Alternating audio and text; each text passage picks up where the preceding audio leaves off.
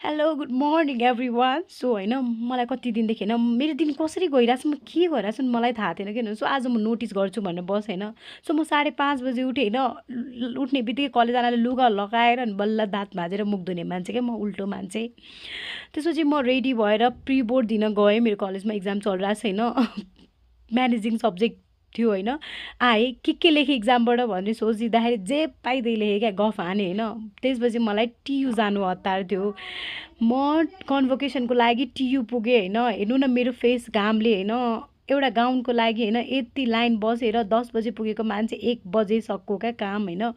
बल्ल मेरो हातमा गाउन आउँदैछ होइन यति मेरो खुसी हेर्नु त्यसपछि फेरि टेन्सन अफिस पुग्न क्या यति भोक लागिरहेको थियो म अफिस पुग्ने बित्तिकै 1 बजे पुगेको बिस्कुट खाँदै काम गर्न थालेँ होइन 5:30 बजे अफिस सक्यो म फाइनली बाहिर निस्केँ होइन पुरै अँध्यारो छ क्या हे भगवान् चिसो फेरि त्यत्तिकै कतिखेर घर पुगौँ र सुतौँ जस्तो हुन्छ होइन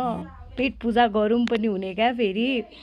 घर पुगेँ है त्यसपछि मजाले पेट पूजा गरेँ होइन बाबुसँग एकछिन खेलेँ होइन त्यसपछि भाँडा माझेँ होइन यति निद्रा लागेपछि यति थकान लाग्यो होइन